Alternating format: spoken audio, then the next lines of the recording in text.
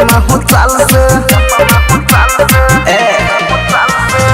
बादू नाचे बबी तू बहु डाल से कोदे लुखावाई सबके अपना हो चाल से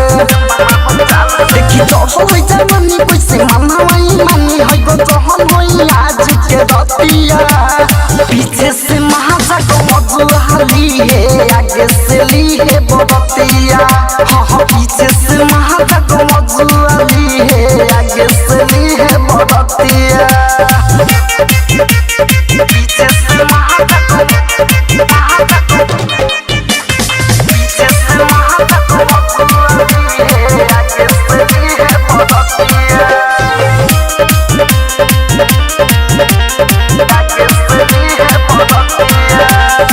हाय बबुआन बबी बच्ची न समान हो ओके बढ़िया दी पूरा कदी ही जियान हो अपना जवानी के चिखाना चिखा दो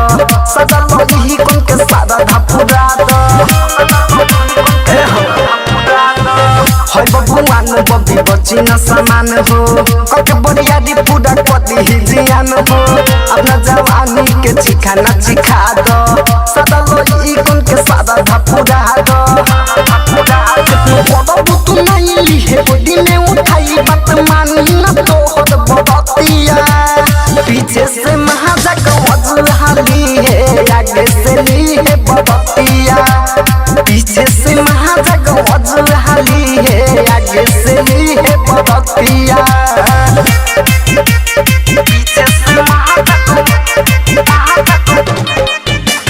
पीछे से महाजा को वजहाली है आगे से ली है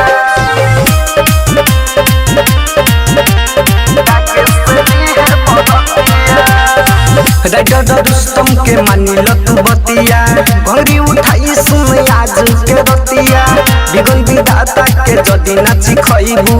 बाद में बबी तू बड़ा पछतइबू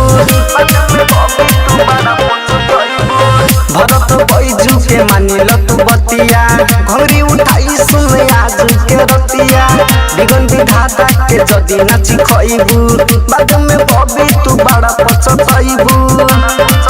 नया बनी तो कहानी पूरा छाड़ो दी है पानी है बट सब केहू के रतिया पीछे से महाजा का वजूली है आगे से ली है बरतिया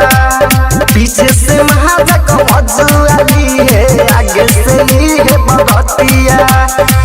बादू नाचे बबी तू बहु डाल से कोदे लुखावाई सबके अपना हो चाल से देखी तो होई जवानी कैसे मनवाई मानी है गो जहन होई आज के रतिया पीछे से महाजा को मजुहाली है आगे से ली है बरतिया हाँ पीछे से महाजा को मजुहाली है आगे से ली है बरतिया प्रीतम रिकॉर्डिंग स्टूडियो शीतलपुर नेपाल।